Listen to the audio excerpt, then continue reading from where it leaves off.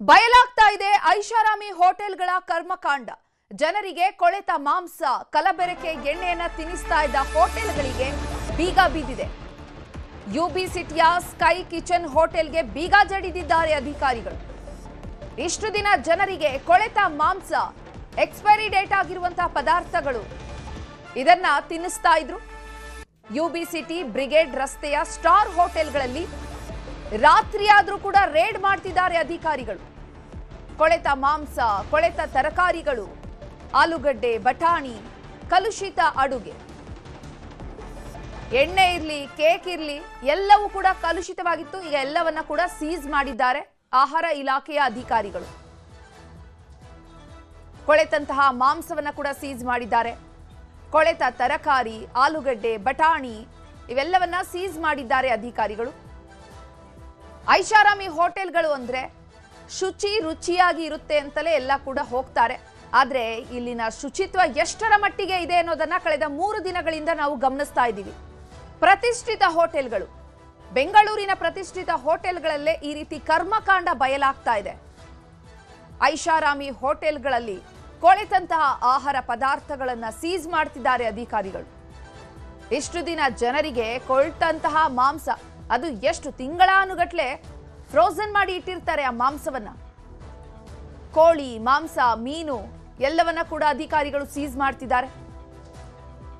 ಕೊಳೆತಂತಹ ಎಣ್ಣೆಯಲ್ಲೇ ಅಡುಗೆ ಪದಾರ್ಥವನ್ನ ಕರಿದು ಅದನ್ನೇ ಊಟ ಬಡಿಸ್ತಾ ಇದ್ರು ಇಷ್ಟು ದಿನ. ಕಲಬೆರಕೆ ಎಣ್ಣೆಯೂ ಕೂಡ ಪತ್ತೆಯಾಗಿದೆ. ಯುಬಿ ಸಿಟಿಯ ಸ್ಕೈ ಕಿಚನ್ ಹೋಟೆಲ್ಗೆ ಈಗ ಅಧಿಕಾರಿಗಳು ಬೀಗ ಜಡಿದಿದ್ದಾರೆ. ಯುಬಿ ಸಿಟಿಯಲ್ಲಿ ಬ್ರಿಗೇಡ್ ರಸ್ತೆಯ ಸ್ಟಾರ್ ಹೋಟೆಲ್ಗಳಲ್ಲಿ ರಾತ್ರಿ ಆದ್ರೂ ಕೂಡ ರೇಡ್ ಮಾಡ್ತಿದ್ದಾರೆ ಅಧಿಕಾರಿಗಳು. ಕೂಲಂಕುಷವಾಗಿ ಪರಿಶೀಲನೆ ನಡೆಸುತ್ತಿದ್ದಾರೆ. ಯಾವ ರೀತಿ ಇವರು ಜನರಿಗೆ ಮೋಸ ಮಾಡ್ತಿದ್ದಾರೆ ಅನ್ನೋದನ್ನ ಜನರ ಮುಂದೆ ತೆರೆದಿಡ್ತಿದ್ದಾರೆ. ಇನ್ನಾದ್ರೂ ಜನರು ಎಚ್ಚೆತ್ತುಕೊಳ್ಬೇಕಿದೆ. ಸುಮಾರು ಒಂದು 3 ಕಡೆ ಭಾಳ ಅಂದರೆ ಚಿಕನ್ ಇರ್ಬೋದು, ಮಟನ್ ಇರ್ಬೋದು, 1 ವರ್ಷದ ಮೇಲಿಂದ ಇದೆ. ರಾಯಲ್ ಚೈನಾ ಅಂತ ಐತೆ, ಅಲ್ಲಿ ಸುಮಾರು ಒಂದು 50 kg ಮಟನ್, ಚಿಕನ್ ಸಿಕ್ಕಿದೆ. ಆಮೇಲೆ ಟಸ್ಕಾನ ಅಂತ ಇದೆ, ಅಲ್ಲಿ ವೆಜಿಟೇಬಲ್ಸು ಎಕ್ಸ್ಪೈರ್ ಡೇಟ್ ಇದೆ. ಆಮೇಲೆ ಒಂದು ಕಡೆ ಈ ಡ್ರೈ ಫ್ರೂಟ್ಸು ಏನು ಮಾಡಿದ್ದಾನೆ, ಅದು manufacturing date, expiry date manufacturing ಡೇಟ್ಗಿಂತ ಹಿಂದೆನೇ ಇಟ್ಟಿದ್ದಾನೆ. ಸೊ ಅದು ಇವರು ತಗೋಬಾರ್ದಾಗಿತ್ತು, ಅದು ತಗೊಂಡಿದ್ದಾರೆ. ಬಟ್ ಅದು ನೋಡ್ಕೊಂಡ್ರೆ 1 ವರ್ಷದ ಒಳಗಡೆ ಇದೆ. ಸೊ ಈ ರೀತಿ ಇವತ್ತು ನಾವು ಯುಬಿ ಸಿಟಿಲಿ ಎಲ್ಲ ಇನ್ಸ್ಪೆಕ್ಷನ್ ಮಾಡ್ತಾ ಇದ್ದೇವೆ. ಕೊಳೆತ ಅಲ್ಲ, ಅಂದ್ರೆ ಏನಿದೆ ನಮ್ದು -18 ಡಿಗ್ರಿಲಿ 1 ವರ್ಷ ಇರಬೇಕಾಗ್ತದೆ. ಇದು 1 ವರ್ಷದ ಮೇಲಿದೆ. ಆಮೇಲೆ ರಾಯಲ್ ಚೈನಲ್ಲಿ ಅದು ಕೇಕು ಇವೆಲ್ಲ ಮಾಡಿದ್ರು, ನಾನು ವಿಡಿಯೋ ಇದು ಮಾಡಿದ್ದೆ. ಸೊ ಅದನ್ನು ಎಲ್ಲ ಡೇಟ್ ಇರಲಿಲ್ಲ. ನಾವು ಬಂದ ಮೇಲೆ ಡೇಟ್ಗಳನ್ನ ಮಾಡಿ ಸ್ಲಿಪ್ಪಲ್ಲಿ ಅಂಟಿಸಿದ್ದಾರೆ. ಆ ಥರ ಇರಬಾರ್ದು. ಅದು ಫುಲ್ ಇದರಲ್ಲಿ ಡೇಟು ಮತ್ತು ಎಕ್ಸ್ಪೈರಿ ಡೇಟು, ಮ್ಯಾನುಫ್ಯಾಕ್ಚರ್ ಡೇಟ್ ಇರಬೇಕು. ಇವನ್ 1 ದಿನ ಇರಲಿ, 2 ದಿನ ಇರಲಿ, 3 ದಿನ ಇರಲಿ. ಚಿಕನ್, ಮಟನ್ -18 ಡಿಗ್ರಿಗಿಂತ ಕೆಳಗಡೆ ಇಟ್ಟರೆ 1 ವರ್ಷದವರೆಗೂ, 9 ತಿಂಗಳಿಂದ 1 ವರ್ಷದವರೆಗೂ ಸ್ಟೋರ್ ಮಾಡ್ಬೋದು. ಫಿಶ್ ಬಂದು ಆಕ್ಚುಲಿ ಇವರೆಲ್ಲ 1 ವರ್ಷ 2 ವರ್ಷ ಅಂತ ಇದ್ದಾರೆ. ಫಿಶ್ 1 ತಿಂಗಳ ಮೇಲೆ ಇಡಂಗೇ ಇಲ್ಲ. ಸೊ ಈಗ ಅದೊಂದು ಅಡ್ವೈಸರಿ ನಾಳೆದ್ರಲ್ಲಿ ಇಶ್ಯೂ ಮಾಡ್ತೀವಿ. ಸೊ ಫಿಶ್ ಜಾಸ್ತಿ ದಿನ ಇಡಬಾರ್ದು ಅಂತ, ಯಾಕಂದ್ರೆ ಅದು ಫ್ರೀಸ್ ಆಯ್ತು ಅಂದ್ರೆ ನಿಮ್ಗೆ ಅದು ವಿಷ ಆಗತ್ತೆ ಮತ್ತು ಹೊಟ್ಟೆ ಕೆಡ್ತದೆ.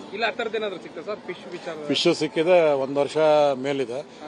ಅದನ್ನ ನಾವು ಸೀಸ್ ಮಾಡಕ್ ಹೇಳಿದ್ವಿ. ನೋಟಿಸ್ ಕೊಟ್ಟು ಅವ್ರು ಯಾಕೆ 1 ವರ್ಷದ ಮೇಲಿಟ್ಟಿದ್ದಾರೆ ಅನ್ನೋದು ಅದು ಇದು ಮಾಡಿ. ಎಷ್ಟು ಹೋಟೆಲ್ಗಳಿಗೆ ಈಗ ನೋಟಿಸ್ ಕೊಟ್ಟರು? ಈಗ ಇಲ್ಲಿ 4 ಹೋಟ್ಲು ನಮಗೆ ನ್ಯೂನತೆಗಳು ಕಂಡು ಬಂದಿದೆ. ಹೇಳಿದ್ನಲ್ಲ, ಟಸ್ಕಾನ, ರಾಯಲ್ ಚೈನಾ, ಇನ್ನೊಂದು ಇದೆ ಮಡ್ರಾಸ್ ಕಿಚನ್, ಅಲ್ಲೂ ಒಂಚೂರು ಎಕ್ಸ್ಪೈರಿ ಪ್ರಾಡಕ್ಟ್ ಸಿಕ್ಕಿದೆ. ಸೊ ಅಲ್ಲಿ ಹೆಚ್ಚಿನ ಮಾಹಿತಿಯನ್ನು ನೀಡ್ತಾರೆ ನಮ್ಮ ಪ್ರತಿನಿಧಿ ಪ್ರಗತಿ ಶೆಟ್ಟಿ. ಡೆಸ್ಕ್ ಲೈವ್ ನಲ್ಲಿ ನೇರ ಸಂಪರ್ಕದಲ್ಲಿದ್ದಾರೆ. ಪ್ರಗತಿ ಶೆಟ್ಟಿ, ಜನ ತುಂಬಾ ಕ್ಲೀನ್ ಆಗಿರುತ್ತೆ ಈ ಪ್ರತಿಷ್ಠಿತ ಹೋಟೆಲ್ಗಳಲ್ಲಿ ಅಂತಾನೆ ಹೋಗ್ತಾರೆ, ಆದ್ರೆ ಜನರ ನಂಬಿಕೆಗೆ ದ್ರೋಹ ಬಗ್ದಿದ್ದಾರೆ ಇವರೆಲ್ಲ. 3 ದಿನದಿಂದ ರೇಡ್ ಆಗ್ತಾನೆ ಇದೆ, ಆದ್ರೂ ಕೂಡ ಅದೇ ರೀತಿ ಕೊಳ್ತಿರುವಂತಹ ಮಟನ್ಗಳು, ಆಹಾರ ಪದಾರ್ಥಗಳನ್ನೇ ಇವ್ರನ್ನ ಉಪಯೋಗಿಸ್ತಿದ್ದಾರೆ ಅಡ್ಗೆ ಮಾಡೋದಕ್ಕೆ. ಮೇಲ್ನೋಟಕ್ಕೆ ದಾಳಿ ಮಾಡಿ ಸುಮ್ಮನಾಗ್ತಾರ ಅಧಿಕಾರಿಗಳು, ಅಥವಾ ಏನ್ ಕ್ರಮ ಕೈಗೊಳ್ತಾರೆ ಇವ್ರ ಮೇಲೆ? ಚೈತ್ರ, ಬೆಂಗಳೂರಿನಲ್ಲಿರುವಂತಹ ಐಷಾರಾಮಿ ಹೋಟೆಲ್ನ ಅಸಲಿಯತ್ತು ಏನು ಅನ್ನುವಂಥದ್ದು ಈಗ ಬಯಲಾಗ್ತಾ ಇರುವಂಥದ್ದು. ಅಂದ್ರೆ ಅವ್ರು ಕೊಡುವಂತಹ ಒಂದು ರಾಯಲ್ ಟ್ರೀಟ್ಮೆಂಟ್, ಬಂದ ತಕ್ಷಣ ವೆಲ್ಕಮ್ ಮಾಡೋ ರೀತಿಯಿಂದ ಹಿಡಿದು ಅವ್ರು ಕೊಡುವಂತಹ, ಅವ್ರು ಸ್ವಾಗತಿಸುವಂತಹ ರೀತಿಗೆ ಅನೇಕ ಜನ ಫಿದಾ ಆಗಿ ಅಂತಹ ಒಂದು ದೊಡ್ಡ ದೊಡ್ಡ ಹೋಟೆಲ್ಗಳಿಗೆ ಹೋಗ್ತಾರೆ.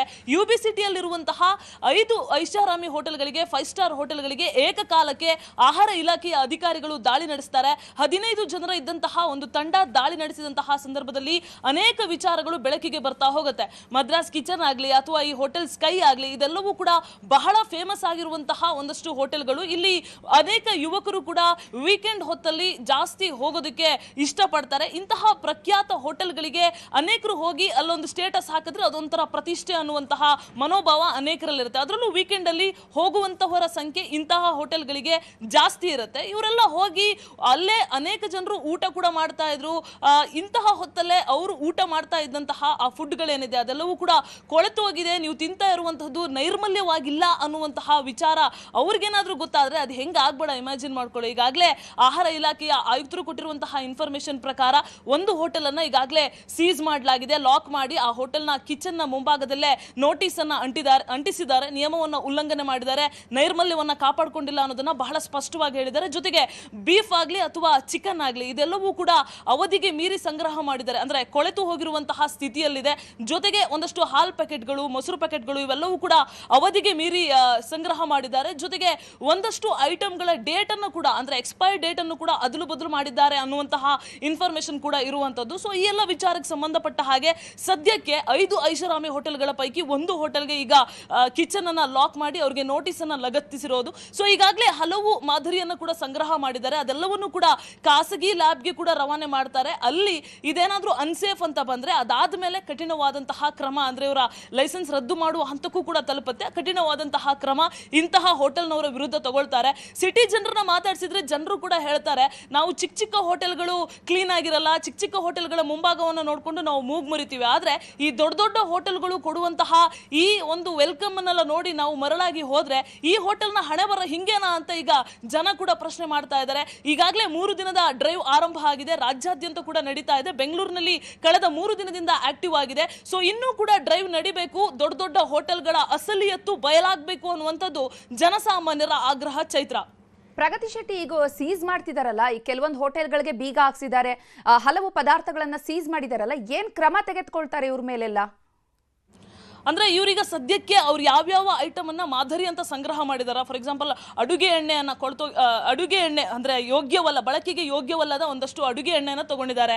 ಮತ್ತೆ ಒಂದಷ್ಟು ಮಾಂಸದ ಐಟಮ್ ಅನ್ನ ಇಂತಿಷ್ಟು ತಿಂಗಳು ಮಾತ್ರ ಇಡಬೇಕು ಅಂತ ಇದೆ, ಬಟ್ ಅವರು ಬೇರೆ ಏನೋ ಕಾನೂನು ಹೇಳ್ತಾ ಇದ್ದಾರೆ. ಸೊ ಈ ಎಲ್ಲ ಐಟಮ್ಗಳನ್ನ ಸದ್ಯ ಸ್ಯಾಂಪಲ್ಸ್ ಅನ್ನ ಏನ್ ಕಲೆಕ್ಟ್ ಮಾಡಿದ್ದಾರೆ ಇದೆಲ್ಲವನ್ನ ತಗೊಂಡು ಹೋಗಿ ಲ್ಯಾಬ್ ಅಲ್ಲೂ ಕೂಡ ಇನ್ನೊಂದು ಸಲ ಟೆಸ್ಟ್ ಆಗುತ್ತೆ, ಖಾಸಗಿ ಲ್ಯಾಬ್ನಲ್ಲೂ ಕೂಡ ಟೆಸ್ಟ್ ಆಗುತ್ತೆ. ಅಲ್ಲಿಯೂ ಕೂಡ ಇದು ಬಳಕೆಗೆ ಯೋಗ್ಯ ಅಲ್ಲ, ತಿನ್ನೋದಕ್ಕೆ ಯೋಗ್ಯ ಅಲ್ಲ, ಇದರಿಂದ ಜನರ ಆರೋಗ್ಯ ಹಾಳಾಗುತ್ತೆ. ಅಂದ್ರೆ ಒಂದಷ್ಟು ಅವರ ಪ್ರಕಾರ ಒಂದಷ್ಟು ಇಂತಿಂತಹ ಪ್ಯಾರಾಮೀಟರ್ಸ್ ಇರುತ್ತೆ, ಅದನ್ನ ಏನಾದ್ರೂ ಉಲ್ಲಂಘನೆ ಮಾಡಿದ್ರೆ ಅದೆಲ್ಲವನ್ನು ಕೂಡ ಅವರು ಗಣನೆಗೆ ತೆಗೆದುಕೊಂಡು ಅಂತಹ ಹೋಟೆಲ್ನ ಮೇಲೆ ಕಾನೂನಿನ ಪ್ರಕಾರ ಕೈಗೊಳ್ಳಬಹುದಾದಂತಹ ಕ್ರಮವನ್ನ ಕೈಗೊಳ್ತಾರೆ. ಅಗತ್ಯ ಬಿದ್ದರೆ ಅವರಿಗೆ 5 ಲಕ್ಷದವರೆಗೂ ಕೂಡ ಫೈನ್ ಹಾಕುವಂತಹ ಅವಕಾಶ ಕೂಡ ಆಹಾರ ಇಲಾಖೆಗೆ ಇರುವಂತದ್ದು. ಈ ಹಿಂದೆ ಚಿಕ್ಕ ಪುಟ್ಟ ದರ್ಶಿನಿ ಇಂತಹ ಹೋಟೆಲ್ಗಳ ಮೇಲೆ ದಾಳಿಯನ್ನ ನಡೆಸಿ ಫುಡ್ ಸ್ಯಾಂಪಲ್ಸ್ ಅನ್ನ ಕಲೆಕ್ಟ್ ಮಾಡ್ತಾ ಇದ್ರು. ಬಟ್ ಈಗ ಇವರಿಗೆ ಈ 5 ಸ್ಟಾರ್ ಹೋಟೆಲ್ ಮೇಲೆ ಕೂಡ ದಾಳಿ ನಡೆಸೋದಕ್ಕೆ ಅಧಿಕಾರ ಇರುವಂತಹ ನಿಟ್ಟಿನಲ್ಲಿ ನೈಟ್ ಹೊತ್ತಲ್ಲಿ ಜೊತೆಗೆ ಡೇ ಹೊತ್ತಲ್ಲಿ ಅವರಿಗೆ ಯಾವಾಗ ಅನುಕೂಲ ಆಗುತ್ತೋ, ಯಾವಾಗ ಅವರಿಗೆ ನಿಖರವಾದ ಇನ್ಫಾರ್ಮೇಶನ್ ಬರುತ್ತೋ ಅಂತಹ ಹೊತ್ತಲ್ಲೆಲ್ಲ ಈಗ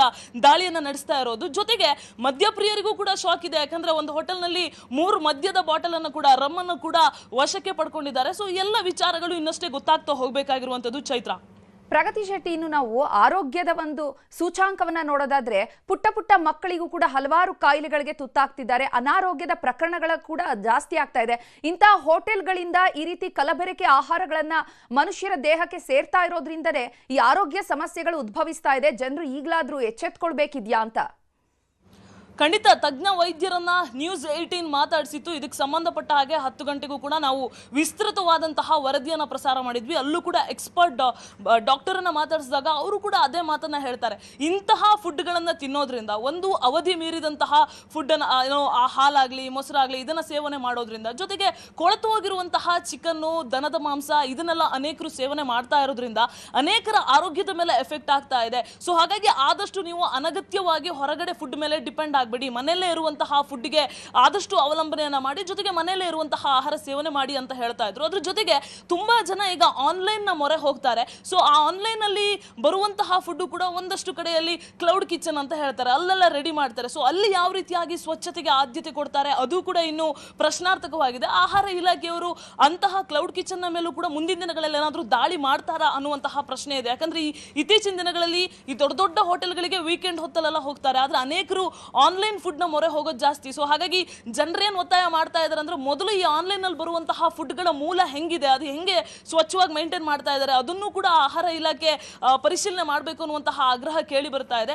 ಸೊ ಇಂತಹ ಅವಧಿ ಮೀರಿದ ಆಹಾರಗಳನ್ನ ಸೇವನೆ ಮಾಡ್ತಾ ಇರೋದ್ರಿಂದನೇ ಜನರಿಗೆ ಬೇರೆ ಬೇರೆ ರೀತಿಯಾದಂತಹ ಕಾಯಿಲೆ ಬರ್ತಾ ಇದೆ, ಜೊತೆಗೆ ಅವರ ಲೈಫ್ ಟೈಮ್ ಕೂಡ ಬಹಳ ಕಡಿಮೆ ಆಗ್ತಾ ಇದೆ. ಸೊ ಈ ರೀತಿಯಾಗಿ ಏನೋ ಆಹಾರವನ್ನು ಸೇವನೆ ಮಾಡ್ತಾ ಇರೋದ್ರಿಂದ ಸೊ ಆದಷ್ಟು ಆಹಾರ ಇಲಾಖೆಯ ಅಧಿಕಾರಿಗಳು ಕೂಡ ಇಂತಹ ದಾಳಿಯನ್ನ ಅಪರೂಪಕ್ಕೆ ಒಂದೊಂದ್ಸಲ 6 ತಿಂಗಳಿಗೆ 7 ತಿಂಗಳಿಗೆ ಮಾಡದೆ ಆಗಾಗ ಮಾಡ್ತಾ ಇರಬೇಕು. ಅಧಿಕಾರಿಗಳು ಆಕ್ಟಿವ್ ಆಗಿರಬೇಕು. ಕೇವಲ ಬೆಂಗಳೂರಿನಲ್ಲಿ ಮಾತ್ರ ಅಲ್ಲದೆ ರಾಜ್ಯಾದ್ಯಂತ ಕೂಡ ಇಂತಹ ದಾಳಿಯನ್ನು ವಿಸ್ತರಣೆ ಮಾಡಬೇಕು ಅನ್ನುವಂತಹ ಆಗ್ರಹ ಇರುವಂತದ್ದು. ಚೈತ್ರ, ಪ್ರಗತಿನು ಈ ಹಿಂದೆ ಕೂಡ ಸರ್ಕಾರದಿಂದ ರೇಡ್ ಮಾಡಿದಂತಹ ಸಂದರ್ಭದಲ್ಲಿ ಕಾಟನ್ ಕ್ಯಾಂಡಿ ಇರ್ಬೋದು, ಕಬಾಬ್, ಗೋಬಿ, ಕಲ್ಲರ್ಗಳ ಬಗ್ಗೆ ಎಲ್ಲ ಕಟ್ಟುನಿಟ್ಟಿನ ಕ್ರಮ ತೆಗೆದುಕೊಳ್ದಿದ್ರು. ಆದರೆ ಈಗ ಪ್ರತಿಷ್ಠಿತ ಹೋಟೆಲ್ಗಳ ಮೇಲೆ ದಾಳಿ ಆಗ್ತಾ ಇರುವಂಥದ್ದು. ಅವರೇನಾದರೂ ಅವರ ಹಣ ಬಲ ಮತ್ತೆ ರಾಜಕೀಯ ಬಲವನ್ನು ಉಪಯೋಗಿಸಿ ಶಿಕ್ಷೆಯಿಂದ ಅಥವಾ ಕಠಿಣ ಕ್ರಮ ಆಗೋದ್ರಿಂದ, ಸೀಸ್ ಮಾಡೋದ್ರಿಂದ ಬಚಾವಾಗುವಂತಹ ಸಾಧ್ಯತೆ ಇದೆಯಾ?